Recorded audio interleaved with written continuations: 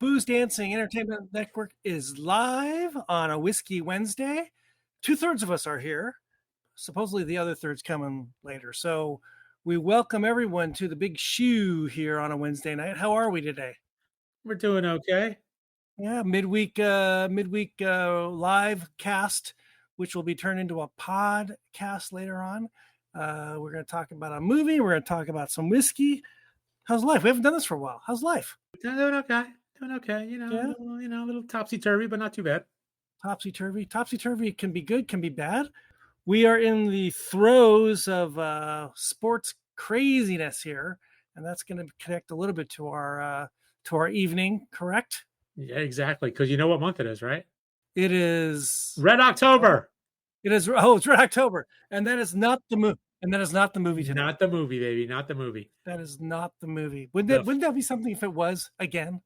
I wouldn't mind. I'd see that again. We probably could do it again with Red October. Oh, totally. By the way, when we did Red October, wasn't it during Red October? I don't recall that. We'll have to go to the archives. I'll go to the archives eventually. But in the meantime, you think I should run the intro? Run the old intro, and we'll get the shoe on the road. Okie dokie. Welcome to What We Watch When We Drink, a Boozedancing Entertainment Network podcast featuring lively discussions about movies, TV shows, and anything else that we're watching while we drink our favorite boozy beverages. If you enjoy this show, please subscribe on Apple, Spotify, Stitcher, Google, Audible, and anywhere else you get your podcasts. You can also find us on boozedancing.com, and if you have any questions, comments, show or drink suggestions, email us at boozedancing@gmail.com. We'd love to hear from you.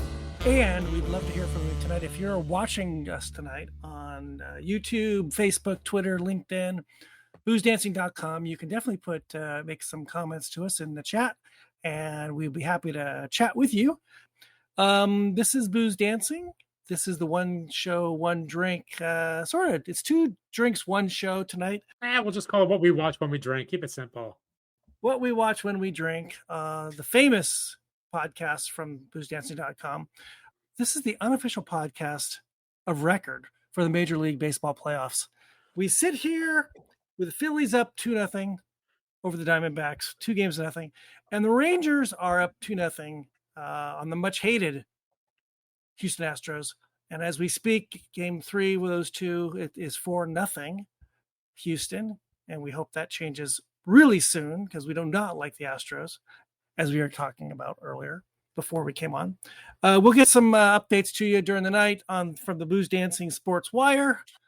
But now we can talk about playoffs all night. I know I could. This is the greatest time of year. You got baseball playoffs. You got football. Hockey started.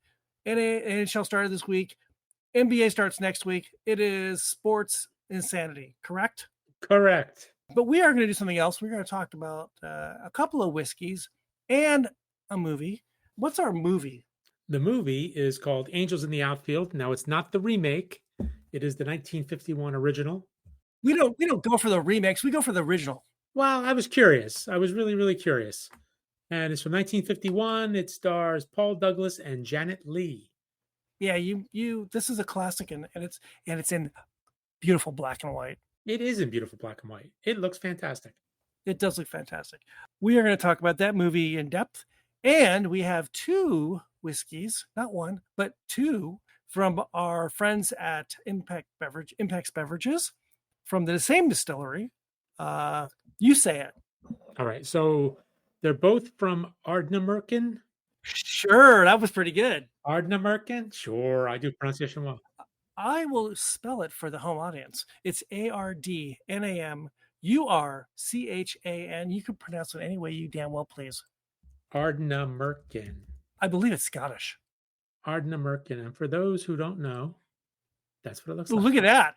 There you go. Ardnamurchan. Ardnamurchan. It's Ardnamurchan. easy. Once you see all the letters, it looks like a freaking eye chart. So we're going to start off with the Maclean's Nose Blend, correct? Correct. That we were sent to, as I said, from Impex Beverages, who are the importers of this fine brand from Scotland. And you have a words from the Impex folks? Or Yeah, I do actually. Okay, so it's Maclean's Nose Blended Scotch Whiskey, blended and brought to life by Team Ardnamurchan, endorsed and approved by our chief nose. Maclean's Nose is a nod to our rugged Western Peninsula home and an homage to the long mentorship we have received from Mr. Charles Maclean. The bottle labels have been designed in partnership with Scottish artist Ruben Chandegorlay. I don't know. They are made from crushed barley, a sustainable paper, and include QR codes that share information about the whiskey and its makeup. Here's a little bit more about it.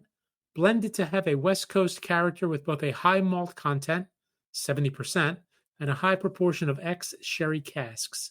Unchill filtered, no color added, 46% ABV, 25,000 bottle initial release, 3,384 bottles for the United States. wow, there we go. So that is where we are. I'm going to pour some Okay. in my cute little bottle. Pour right there, right there.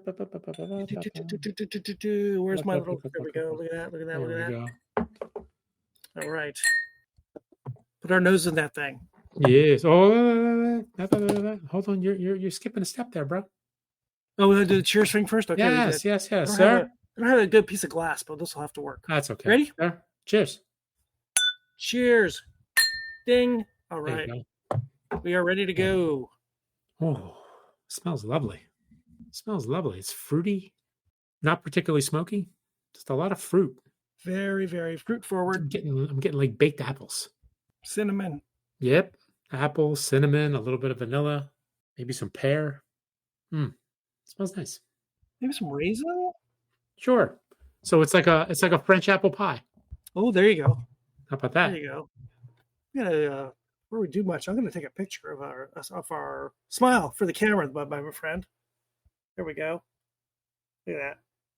Someone's going to like that. All right. Somebody. I don't know who. Nearsighted or farsighted? What would you need to be to make it look good? Blind. Blind drunk, I tell you. Oh, blind hey drunk. now. Well, it is really nice. Smells great. Yeah, it's not hot. Not on the no, definitely not on the nose. It's vapor. not hot. It just has a nice, clean smell. All right, should we go in? Yeah, let's do it. Wow, it's pretty sweet. Oh, it's nice. It's nice. I'm surprised about the sweetness. I'm surprised about the heat. A little bit hot. It's got some heat to it. Oh wait, hold on. It's 46%, right? We got a pronunciation here. Ardnamurchan. I can't roll my R's, Joanne. I think isn't that a character in Star Trek? Wasn't that Ricardo Montalban? Ardnamurchan, yes. Murchan. The Wrath of Ardnamurchan. That was Ricardo Montalban, right? It was, yes. Rich Corinthian leather. Exactly. And I think I smell some rich. There is a little rich Corinthian leather. Yeah, there is. There is, right? Maybe. Sure. If we want it to be. Sure. Why not? Of course. So I assume this is a relatively new release. Yes. That is, we see this a lot now. There are a lot of distilleries coming out with a lower ABV blend.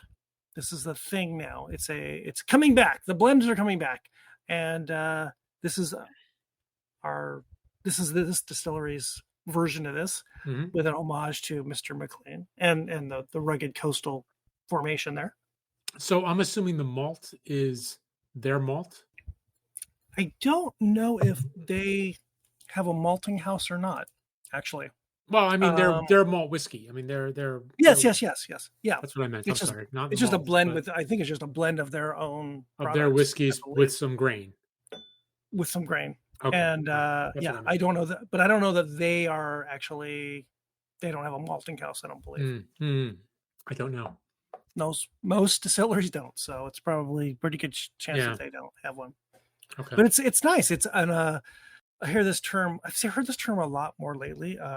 Starter whiskey. You know, if you're trying to get into a new market, maybe a younger market, maybe people that aren't whiskey drinkers, this is a good way to get folks into a brand, into the category completely to start. And then after a while, maybe you take them into the single malt category. And maybe after that, maybe you get them into a single cask or a cask strength version. But this is a stepping stone, I think, and a very good one. It is. It's really good. But I would say it's maybe a little bit of a step above like an entry level because it's got a little bit more bite to it. Maybe because it's 46%, not 43, maybe not 40. Maybe, but I'm thinking like for a starter, I would think something more that's a little more easygoing, like a Glenmorangie G10, which is definitely a much gentler whiskey. So I guess there's maybe a philosophical issue or decision that a distillery might make coming out with a blend, whether you're going to do a straight bourbon cask, or you can go to a sherry cask or wine cask finish, where maybe it expands the market a little bit for folks who like a little bit sweeter palate or fruitier palate. I don't know. I think it's good either way. I like this. I think it's got a little bit more. Too. It's got a little bit more body than just, it's not like a Dewar's White. This is definitely Correct. A step above something like that. Yes, I agree. It's peppery. It's actually, I don't find it as sweet on the taste as I did on the nose. That's really funny because I find it. Oh, correct. Oh no, I think it's sweeter on the taste than the nose. You think? I'm just the opposite. Yeah. I think it's. I find it really peppery, for me. I don't find it peppery. Interesting. Very interesting. Yes, very interesting. Very interesting.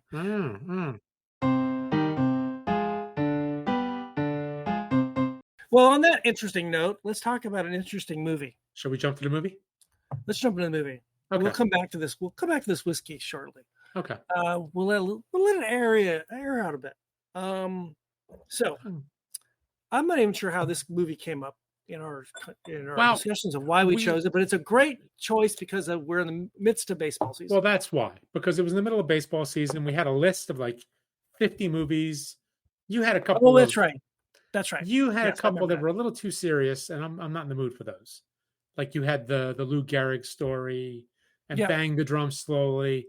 I don't want to see a movie about. Yeah, I mean, no. I needed something. You wanted to see Major League 2. I did. My team loves Major League. They love Major League 2. I actually watched Bull Durham last week, and I thought about that. But Bull Durham is fun. Let's do something a little bit more, not obscure, but maybe forgotten. Not probably very forgotten in this day and age. 1, it's black and white. 2, it's from 1951. 3, everyone's dead. I think you've got the makings for a forgotten movie right there, right? Potentially. But a movie that was remade. Right. Much later. I didn't see the remake. I think I did. It was an Angels, California Angels, LA Angels kind of motif. Like, did Danny Glover play Guffey McGovern? That sounds familiar. I don't remember. I only know because I saw it on the. I think that's right. Yeah. Okay. Yeah. All right. So let's get into this. So this is. Hold on a second. 1 second here. I got my Angels in the Outfield, 1951. You got a sheet. Yeah. So it was released October 19th, 1951. What's today?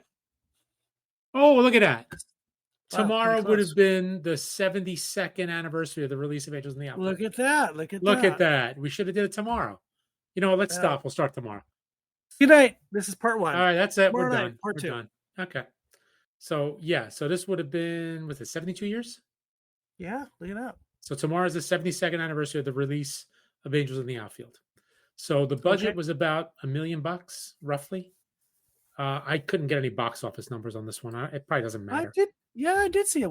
The box office was the film made $1.4 million. Okay, it was a break even. Yeah, and and the film, once studio overhead was added, the film recorded a net loss of $171,000. Of course it did. It was a loser. Of course it did. Yeah. Okay, you want a plot summary? Sure. Okay, so let's tell the kids what it's all about. Sure. A young woman reporter blames the Pittsburgh Pirates' losing streak on the obscenely abusive manager. While she attempts to learn more about him for her column, he begins hearing the voice of an angel, promising him help for the team if he will mend his ways. And he does so. Oh, as he does so, an orphan girl who is a Pirates fan and has been praying for the team begins noticing angels on the ball field. Sure enough, the Pirates start winning, and McGovern tries to turn his life around. But can he keep his temper long enough for the Pirates to win the National League pennant? So, That's it. So before we get into characters and scope, it's just a nice movie. it is. It's a It's a feel-good redemption tale, movie. right? The redemption tale. 1951. We're like 7 years after the war ends, and so movies are coming out that people want to feel good about themselves and feel good about life. And so there's a lot of these kinds of movies, and there were a lot of baseball movies, and this is just one of them. And it feels good. It's a nice happy cast, and it all ends well in the end, and you walk away feeling pretty good. I think, right? I would agree. Yeah. It's got a Uh, little bit of a like spiritual bent to it. There's a yep. little bit of Little religion spiritual in bent. there. Yes. A lot of interesting factoids about the movie, where it was filmed, and little who was going to be in the movie, who wasn't in the movie, and it. I think it's casted well. The Yeah. folks in the movie are really good. The story is not complicated. No, It's not at all. no, nope. And you've got uncomplicated characters. Like you said, it's a redemption story about a not very complicated man who's he's a baseball lifer, and now he's a baseball manager, and his team sucks, the Pittsburgh Pirates, and he's gonna be run out of town by the press, or his players don't like him. Nobody kind of likes him. He's a gruff old guy, and he needs a change, and he finally gets one from the Angels, and this little girl, and the great Janet Leigh, who plays a reporter for the local newspaper, who is Right. she's the homemaker, runs the homemaking section or something, Right. and they throw her on into the sports section, right? Yep. Correct. Well, I loved all the factoids in this movie. The one, talking casting, is that the voice of the angel is James Whitmore. Yep. Yeah, I love that. Yeah. A very young James Whitmore. And what's of course. interesting is it says uncredited. Why couldn't they credit the guy? I don't understand that. There was a Yeah. whole bunch of people that were uncredited in this movie. So I was actually looking at the cast of the credited cast, and if you look at this era, if you look at their bios of what they've done, these individual actors and actresses, they have a lot of uncredited roles in their histories, all of Yeah. them. It's very interesting. So, this is back in the time of the studio system. You just Right. needed people in the background, people to say 3 words, and they did it because they had a contract, and they got their 3 words, and they got their $100, and they were done. And you don't get your name on a credit. Credits were a lot shorter back then too.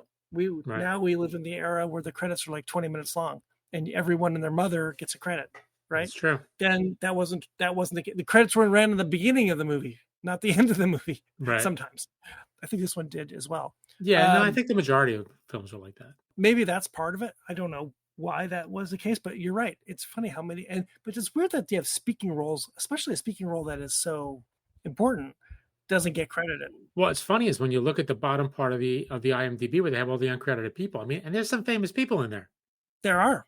I mean, Yeah. you got Ty Cobb, Bing Crosby, Joe DiMaggio. Yeah, the cameos. Yeah, the cameos. Yeah, I mean, that was pretty funny. The whole Bing thing was hysterical. Crosby actually owned part of the Pirates. Yeah, you know what? And when I watched it again recently, I didn't notice that they, I was like half paying attention a couple times. We're in my number 21, Roberto Clemente, Pittsburgh Pirate number here for you, for the Pirate fans out there. Who's 21? Roberto Clemente, the greatest. Oh, Roberto Clemente. Okay, I got you. Pirate history. Pirates fan here. So yeah, the cameos are just awesome. Ty Cobb being an old man is funny. Yeah. DiMaggio is it's Joe.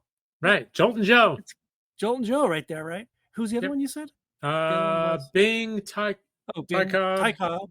Well, there's a couple other folks that are like not necessarily baseball players, just playing a bit part, but like Barbara Billingsley. Barbara Billingsley. Who's like the hat check lady who's the Beavers' mom. Yeah, Khabib's mom. yeah. Yeah. It was a fun movie. It was a fun little movie. So why is it fun?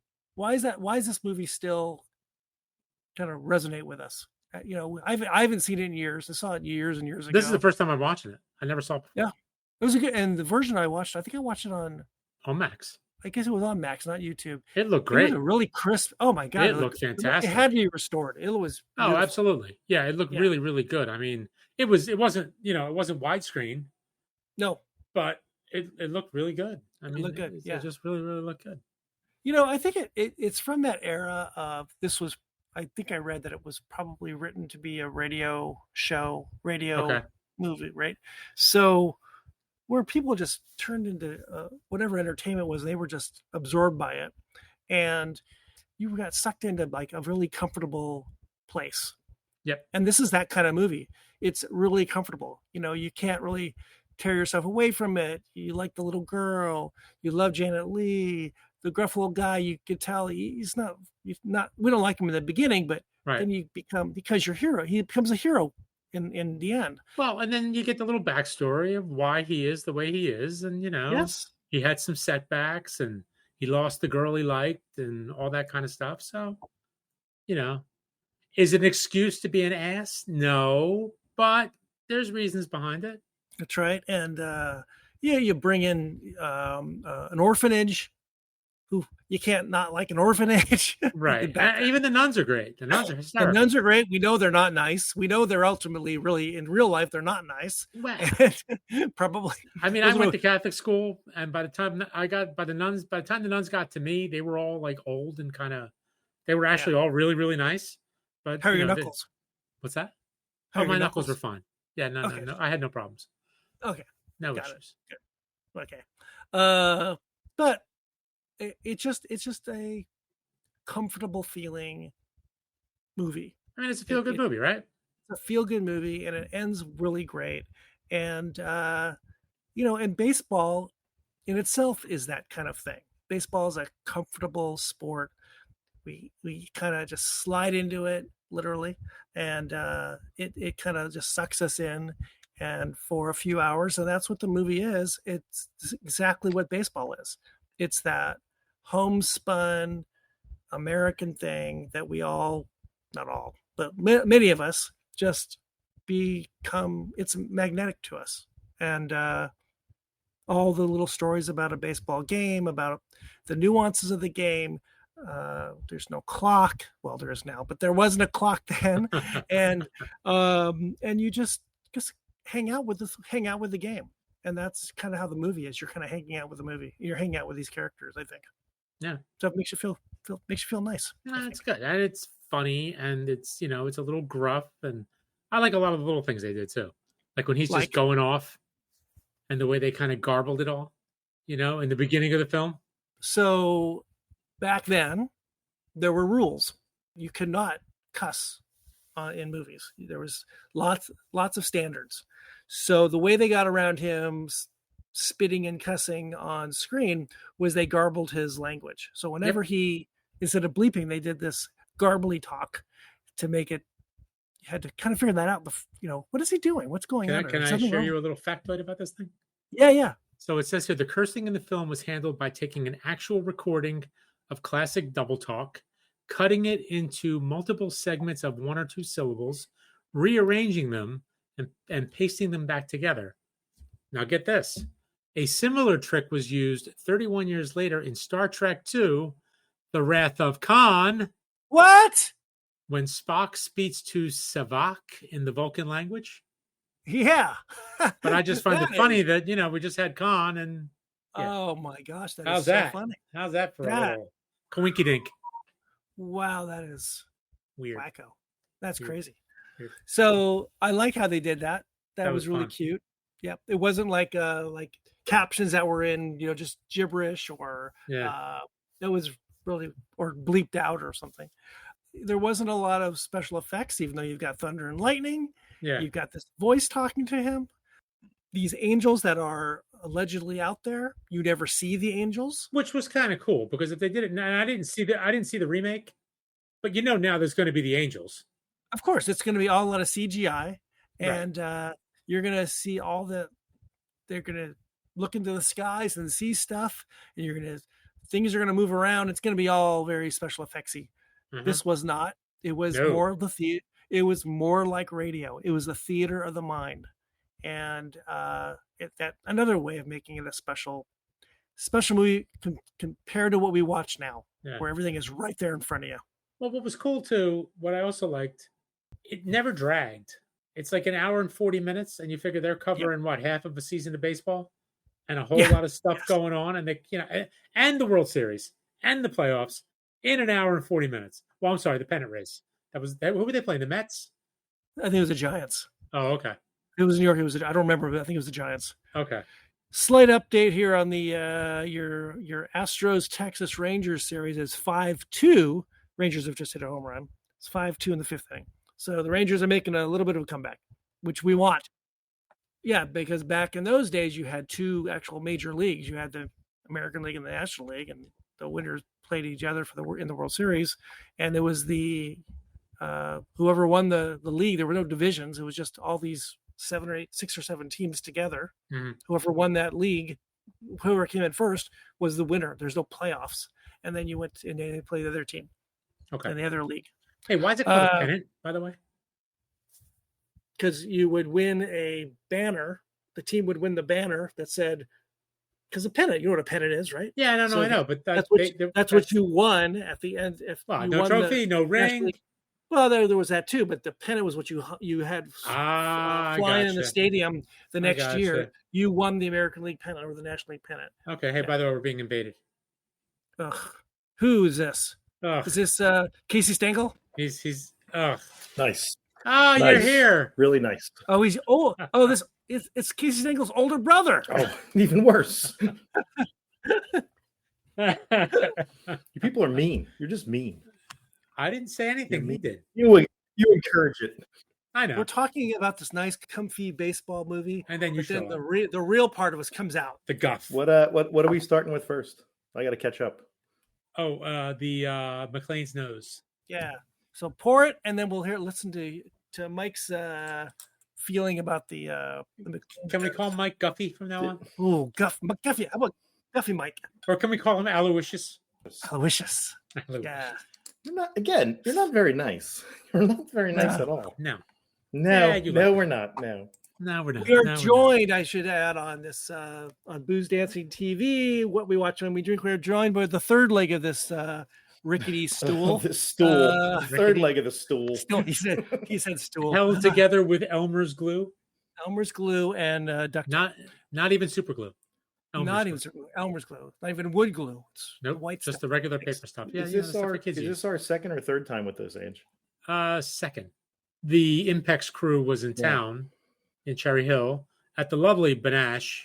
Banash. Oh, was this recently with Joshua? Or Joshua wasn't there? Yeah, Josh. No, he was. He was the surprise guest. He was. Surprise guest, Joshua Hatton. And we got a big hug. We got a nice hug. Can't beat a Hatton hug. Hatton hugs. Our Manhattan gives a hell of a hug. That was a good movie too. Our Manhattan. What do you think, Mike? What do you think? It's just so good. It is. Nothing offensive. A little bit of heat. Maybe a little more sweetness than some people might like. But I like it. I like sweet stuff. So back to the movie, Mike. We already kind of to talk about it a bit. We kind of talked about what the essence of the movie is, and a little bit about the cast. Not too much, I thought that Danny Glover and Tony Danza were inspired picks to play in this movie. Oh, you're not talking about the 1994 version. How is that, by the way? Okay, so the 1951 version has an 83% at Rotten Tomatoes, and the 1994 version 32% at Rotten Tomatoes. So not so, 83 is better than 32. Not so but much. You know what, though? Here's the interesting thing with the baseball movie. Now, for the longest time, I really didn't care for baseball. Now, I've been in and out with the Phils because they've been good for the last 15 years off and on. So, I've grown to like it. But baseball movies, even when they're bad, they're still kind of good. They're still kind of fun. I think the 90 for whatever reason, the 94 version got knocked because of Disney's ownership of the California Angels. The team was At the time. was the actual Right. Angels. It was the California Angels. So it Yes. was like shameless plugging for their own team. It wasn't the Pirates was. anymore. It was them. And the little kid in it is Gordon Levitt. Oh, that's right. Yeah. Oh, is it really? Yeah, he's a little kid. Yeah. Okay. Which is like, Yeah. oh, how about that? He's an actual adult actor now. Fascinating. Now, did you go back and watch the 1951 one? Yeah. All right. What'd you think of it? It's an old timey movie. Yeah, but it's good though. Where the production values are, it's just a different kind of thing. The way it's shot's different, everything's different. But I think the actors are better than Tony Danza. so it's a little bit better of a movie. The thing that surprised me, the guy that plays the pitcher, that's the old pitcher, he's the guy from Mildred Pierce. You're like, oh, right. Bring us the usual suspects. Let's make the same. Who's our group of people? Well, there's lots of interesting factoids in the movie, and the casting is really interesting. Yeah. And as you're watching that movie, you notice that guy from Mildred Pierce, Mm-hmm. all these character actors of the time. There's only really one star in the movie, right? Janet Leigh, but all these other folks, you've seen them elsewhere, right? They're just people that you see in TV later on in the 60s and 70s, and the radio broadcaster. I mean, he obviously was. I don't know him exactly where I've seen him, but I know I've seen him in a lot of stuff. And the woman that plays Sister Edwitha Spring Byington, she was a huge star on radio and TV in the beginning of TV, and she got an Academy Award nomination in 1938. While Janet Leigh, it's the beginning of her career, so she seems like she's the star. The people they surrounded her with, they're not too bad. Ellen Corby is in this. She was in the Waltons. She's one of the nuns. We said James Whitmore is the voice of the angel. I think James Whitmore has a fairly long, illustrious career. Keenan Wynn was in so many freaking movies. And he was a great character actor for probably 50 years. Oh my God, his bio is nuts. How many things he was in? Yeah. It's crazy. Comedies, dramas, all these TV appearances, and McLeod and Dragnet and whatever. He was in everything. Hey, question for you. Yeah. Who was the guy that Janet Leigh shared an office with? Who was that actor? The guy with the glasses? Yeah. Marvin Kaplan. Now, Marvin Kaplan is really interesting. He's been around. So he was on Alice. He was the phone lineman guy on Alice. Oh, yeah. The little tiny guy that was in there every day. Yeah. Yes. And Mel was mean to him. He was the voice of Choo Choo on the cartoon series Top Cat. Yeah. He was in McHale's Navy. He was Ensign Kwasniak. He was on Petticoat Junction. How old are you guys again? We're old. He was born in 1927. You watched Alice? Come on. Don't pretend like you didn't didn't. watch Alice. Yeah. Just kiss my grits. Don't pretend like you didn't. Just kiss my grits. He was in The Many Loves of Dobie Gillis. He very, very, very long career as well. Long career. So not as long as our Mr. Keenan. Oh my God, Keenan Wynn is insane how many things he was in. I mean, and probably my favorite was probably Dr. Strangelove. But so many. Oh, that's right. He is in Strangelove. Yeah. That's right. Okay. Stagecoach, Bikini Beach, Strangelove, Son of Flubber. I think he did The Absent-Minded Professor, Touch of Evil, uncredited. The Shaggy DA. Boy, I mean, there's Herbie Rides Again. Gosh, it's crazy. Santa Claus is Coming to Town, TV movie. Finian's Rainbow, Once Upon a Time in the West. It's just endless for him. That's a career. He got work, is what I'm hearing. He got some work. He got some gigs. He did get some gigs, just like Mr. Whitmore. Mr. Whitmore, who's Golden Globe, Grammy, Primetime Emmy Award, Tonys, 2 Academy Award nominations. I didn't even look up Janet Leigh. I should have looked her up. She had a bit of a career as well. Just a little bit. And Prodigy, and she has some famous daughter or something, right? What is? Does she? Yeah, Kelly. Her, yeah. Kelly Curtis. Right, Kelly Curtis. That's her daughter. Yeah, Kelly. Yeah. That's her daughter. Let's see. She was Psycho, of course. Manchurian Candidate. Oh, that's right. That's right. what else here that we would know? Houdini. With Tony Curtis, right? That's right. Touch of Evil with Orson Welles. Psycho. yeah. Bye Bye Birdie. Manchurian Candidate. One is a Lonely Number. Boardwalk. Boy, she was in a fair amount of television too. Fair amount of TV as well. Lots of later in life when she got a little older, she was doing, episode here on Columbo and Love Boat and Fantasy Island and Houston. Everybody did Love Boat. Everyone does it, Yeah. right? Yep, sure. Twilight Zone. That was a remake of it. So she had a long career as well. Before we get back to the movie a little bit, why don't we move on to this other whiskey that we have here? Let's do that. Okay, if we must. Hey, Mike, it's your turn to say the name of the distillery. Ardnamurchan. Oh, look at that.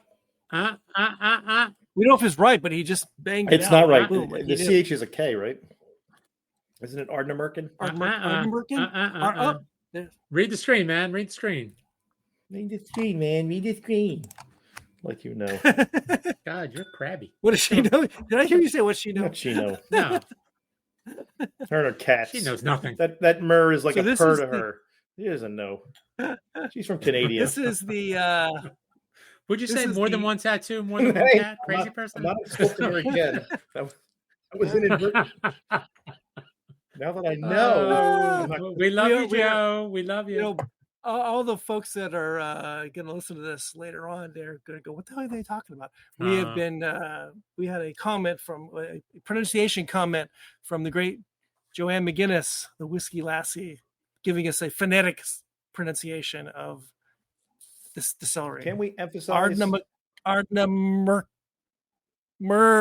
Can we emphasize the con at the end, like Shatner? Con. So this next whiskey from our friends at Impex Beverages, the Ardnamurchan Sherry Finish Tour Exclusive. They call it the ArdnAmerica. Because they toured around with this one. Is that Yes. the deal was? Shall I give you a little reading? Yeah, definitely. Because I don't think right. this one's is it widely available? So it's an exclusive tour bottling, bottled at cask strength. The ArdnAmerica tour bottling is a combination of peated and unpeated spirit, fully matured in highly active and very specially selected Oloroso and PX sherry casks, specifically bottled for the first U.S. tour and not to be missed. There were 900 bottles for the U.S. Wow. It was blockchain enabled through QR code. I don't know. Let's see. I don't know what that means. This is about the bottle spec. I don't know. Yeah. And then the whiskey specs: unchill filtered, no color added, 57.8% ABV, commemorative, and collectible. Well, only 900 bottles that we kind of collectible, right? And my bottle's still waiting for me over at Panache. Never got it yet. Oh, you got a bottle, Mike? Get on it. Yeah, they had a pre-order Joshua. Ah, and nice. We'll just call him You can our do it. Manhattan. I love that. I'm sure it's been said before. This one does not smell as hot as the other one to me. No, it doesn't. Very, very fruity. Oh, but it is. Very, very fruity. Oh, but it is. You got PX and you got Oloroso in there. You got all kinds of dark fruits and lots of stuff going on in there. I went in. Oh, it's hot. Oh, come on. Man up. It's hot. Man up! Too big a mouthful to start. I love the nose. I'll leave that alone, by the way. Hey now. I'll pass on that comment. Oh, that's a first. ArdnAmerican. ArdnAmerican. Whoa. That's a kick. That is a kick. That's a kick. It's delicious. That's a kick. So, wow. Huge bite from alcohol. Huge dark fruit. Prunes, maybe? Raisins? Raisins, dates, prunes, yeah. Wow. I mean, that's a slap in the facer in flavor and the in a good way. It's a slap in the face in a high good way. karate. Yeah. In a good way. That is really nice. That's good. That's good. Now the first one, of course, is you're getting all that alcohol. The second is going to be it's all just flavor. Second, just flavor. How flavorful it is. Yummy, yummy, yummy. That's good. Yummy That's in really my good. tummy. And it's got a linger to it. Yeah. Wow. They had That some is really special. they had some really nice whiskeys when we went to that little thing. So you guys had a full tasting? Yeah. Or? We had like, I think they're not their base, but their, standard issue Ardnamurchan. We had this, we had the Maclean's nose. Then we had a couple of Delphi bottlings, one of which was one of our favorites, Kalila. So Adelphi owns them, right? Is that the way it is? Right. Yeah, so they're independent bottler. Now they've got a distillery, plus they do some other stuff. So they seem like they're pretty, what do you call it, diversified in the whiskey world. And they're making pretty good product too. Yes, they are. They are making some nice stuff. We did I believe, a Zoom tasting. I don't know if it was with Joshua or not. It might have been Chris Udi over the pandemic of these guys. And we had 5, 6, 7 of their expressions. And it was really interesting. And I think somebody from the distillery was with us. But it is really good. And like you said, it lingers, not the burn in the back, but the flavors in your mouth. It's nice. Really, there's like almost no. It's not it's kind of weird. It's all front linger, not throat linger. Isn't so much the finish as it's just a flavor. So it's really good. Yeah. It's really good. That is sort of wacky. That is very, very good. So you guys had this at the tasting? Yes. Do you remember? You did? Yeah, because they were doing they did a little advance. You could, pre-buy. Now, this was the we're doing 5. Wait. We got one more. Secret stash. The boot. Can I ask Mike how much it was? 90, 110. I can't really remember. Oh, it was really affordable. I was surprised how relatively inexpensive it was. How much was the Maclean's nose? Do you remember? I don't think that's really expensive. I don't remember. Maybe? I think they told us the price 60, for that was $70. Yeah, it was. I think under 60 was what they said they were going to sell for. It's really interesting pricing because sometimes it's all over the place. Yeah, we've talked about this before, and the $10 per year thing is out the window. Yeah, it's gone. Right, and this is not an age statement, right? So, I would have guessed because it's cask strength and there's only 900 bottles. I would have guessed 150 or more. Mm-hmm. I'm really surprised it was around $100. Any more thoughts on this? This is I loved it. It's delicious. I'm pouring a little more. Yeah, I'm pouring a little more too. For the this is the 7th inning stretch. This will be the 7th inning stretch, and just so you know, what's the score? I will tell you in a second. What's the score, we are boys? in commercial break. I think it's 5-2 still. What did Bugs Bunny do? What's with the Carrot League Ball Club today? Exactly. You said it. You said it, Mr. Warner. Mr. Warner. Mr. Warner. Mr. Game. Warner. Oh, Mr. Game Wooden. What season is it? It's Wabbit season. It's baseball season.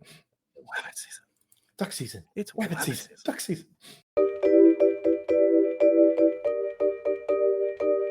Back to our movie for a minute. There are lots of little things I love about this. Is that it's being a Pirates fan since the early 70s a bit. It's filmed at Pirates Stadium. Went just out of my head. Forbes Field or something? Forbes Field, right? Forbes Field, where the Pirates and the Steelers played until they built Three River Stadium. Kind of a famous stadium there in Pittsburgh. Some of the weird oddities of the stadium are actually shown in the movie.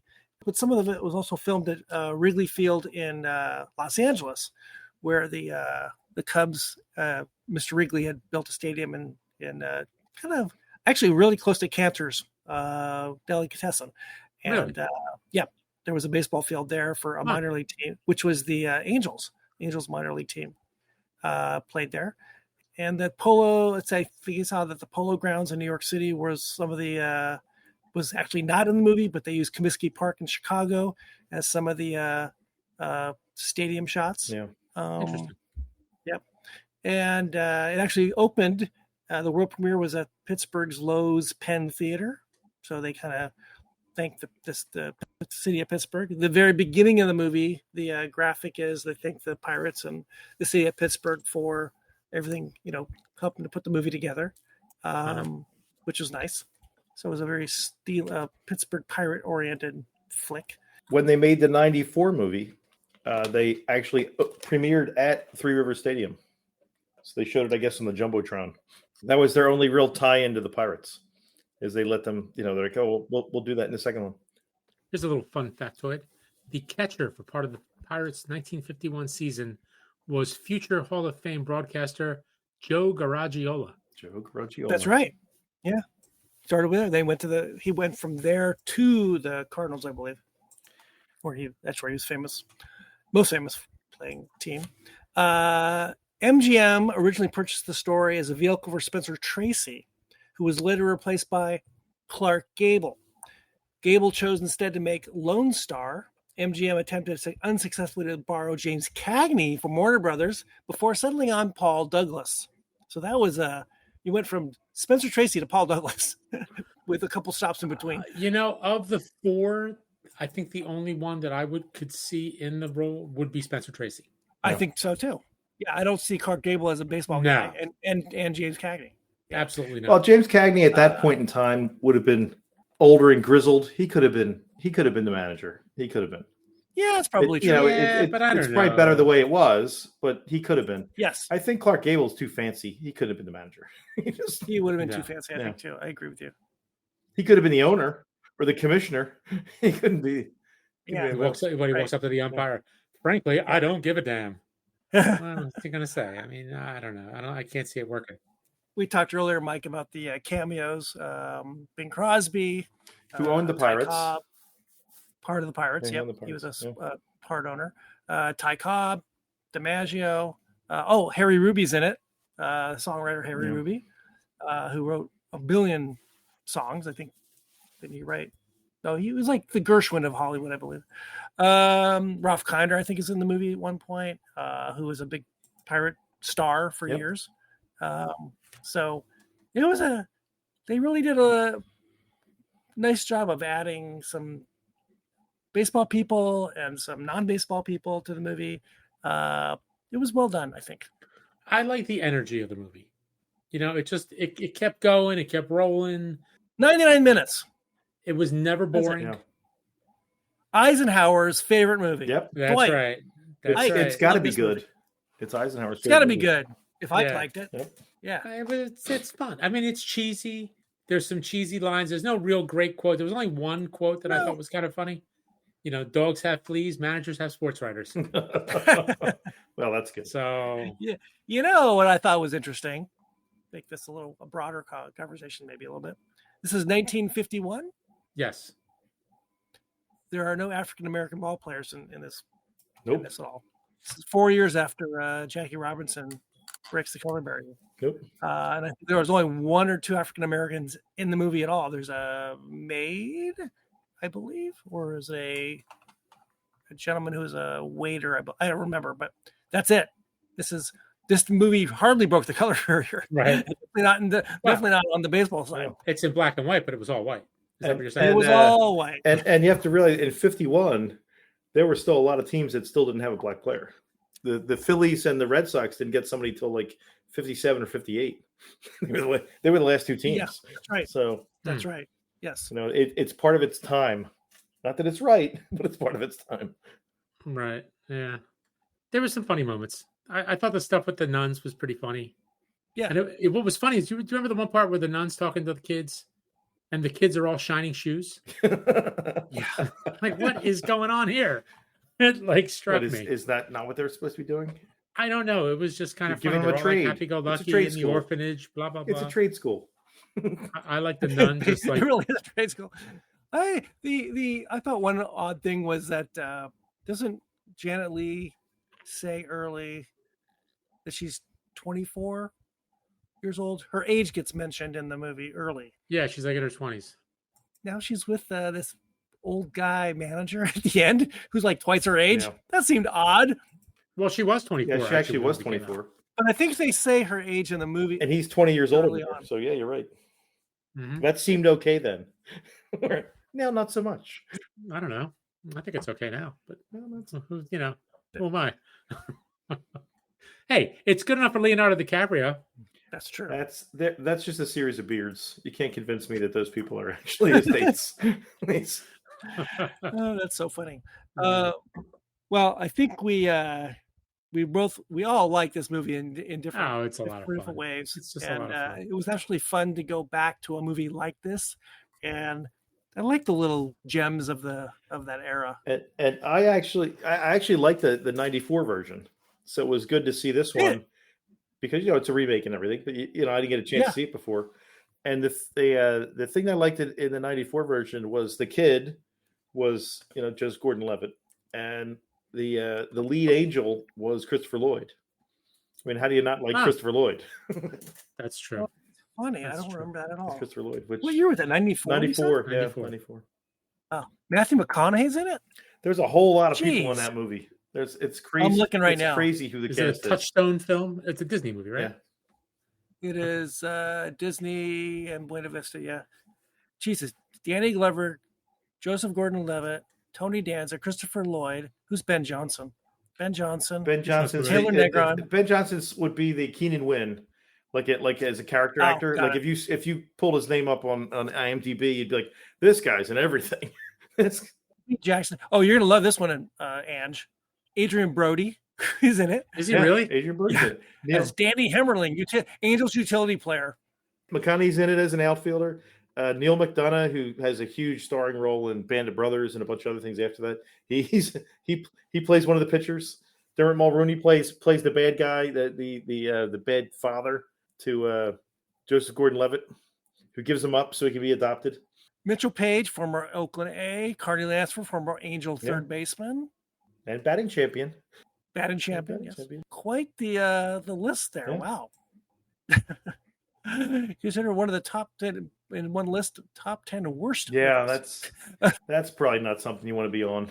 Went on to gross $50 million domestically. That's pro. Really? And the Spring Byington, kind of the head of the orphanage kind of person, it was Brenda Fricker. Who's that? Oh, Brenda Fricker goes on to win an Academy Award for My Left Foot. Oh, yeah. She actually won that. She won that beforehand, and then was in this movie, Angels in the Outfield, afterwards. So she jumped into a bunch of comedies where she was in So I Married an Ex-Murderer. She was in Home Alone 2, playing the somewhat homeless lady in the park, and then she's an Angel of the Outfield. That is so funny. So the man that directed that movie was William Deere, who directed The Perfect Game, Sandlot. He likes baseball movies. Angels in the Outfield. Yeah. Harry and the Hendersons, School of Life, Mr. Troop Mom. He's all over the place. That's funny. The Sandlot's one of the best baseball movies ever. Yeah. Where you look definitely. I almost suggested that if I didn't in that one of the best. email. I thought about it, but I saw this. I'm like, let's do something old. No, this is good. This is good. So. This is good. So we like the movie. Let's talk about the whiskeys one last time. We had the Maclean's Nose and the sherry finish. What do they call it? That was the name of the tour? The ArdnAmerica. ArdnAmerica tour. It's probably more like Merca. Finish. You got to roll the myrrh. ArdnAmerica. So we've all been down this distillery a little bit before via the Impex folks. Yeah. Haven't really not liked anything, right? It's all been good stuff. Yeah. Right. So we thank our friends at Impex, Sam Fomas, Chris Udi, and the team over there for getting us some samples. Don't forget our Manhattan. Yeah. And our Manhattan. Our Manhattan. Any last thoughts, gentlemen? Did you like one whiskey better than the other? They're different. I mean, they're different whiskeys. They're going to say they're really too different to go pick a winner. Yeah, I can't say one's better than the other. They're both delicious. Yeah. I didn't really look at what the label said that Sam's office put on these until tonight. And these are two different whiskeys, just looking at absolutely them without knowing a thing about them. Right? The Maclean's Nose could become a table whiskey. Most definitely. Yeah. I would put that up there with the Doublewood. Yeah. I put that up there. That this is one of those like, hey, you said you didn't like whiskey. Try this. I think you're going to like it. Right. I think this is, going back to what we were talking about before Mike joined us, before Mike was kind enough to join the show. I deigned you with my presence. Walking in like Bob Hope. Blessed us. We're blessed. You're like one of the angels. You're like one of the angels. Yeah. Some days I think I'm closer to being one of those. But, we were talking about like the gateways and all that. Yeah, gateway whiskeys. Yeah. Again, I think it's a step above in terms of, like more advanced appreciation of whiskey. Like you said, the Doublewood, the Glenmorangie 10. They're the the Glenlivet, the Glenfiddich, those guys. They're the welcome mat. You go to the Maclean's Nose. I think you're now in the lobby. Yeah, And you're going to work your way to the cellar and to the bar. And I think to a certain extent, you see Dewar's as a blended whiskey. It's everywhere, and I think I like this better than Dewar's. I mean, it's nothing against Dewar's, but boy, I think this is really good. Yeah, well, it's got a little more complexity to it. We don't have this kind of whiskey kind of list talk too often. So, what is, Mike? You kind of just said. I assume you meant the Balvenie Doublewood, right? Yeah. Yes. Yeah. So when somebody asks you, like, what whiskey should I start with, or what do you recommend as a good starter whiskey? What would you guys? Starter? I usually ask what they like to drink, and if there's somebody who's like, you're probably going to be a heavy flavor guy, maybe I'd direct them to something that's peated a little bit. But in most cases, they're like, I don't drink anything that has big bold flavor to it. I'm afraid. So you're like, all right, nothing peated. Let's just go and get the Doublewood, the Glenmorangie 10. They're consistent and they're available just about everywhere. So you're not telling somebody to find like a unicorn. And so you mean for like a starter, like if you wanted to just somebody's like an intro to single malt.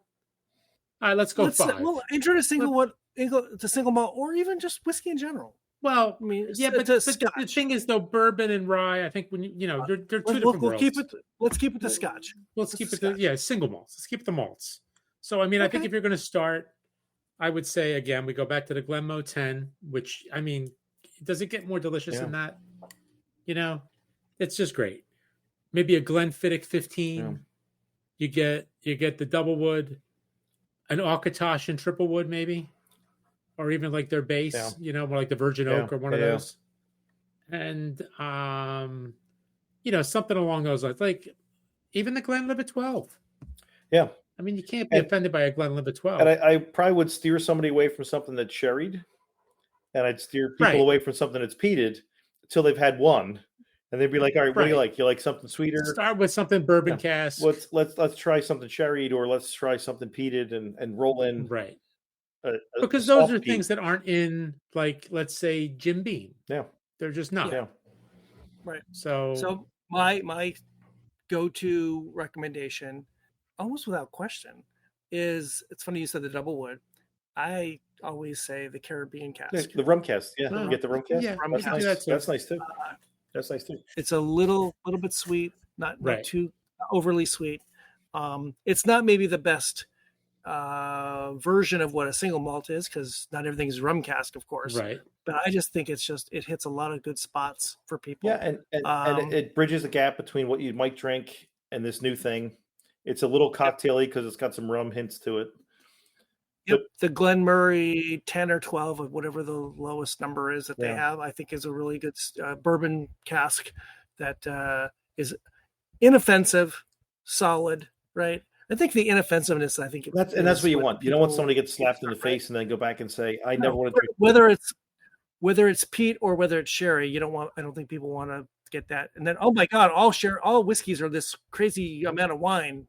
My first Scotch was an Oban. Scared the hell out of me. It's not heavy. I don't think it's very well balanced. There's a whole lot of peat involved.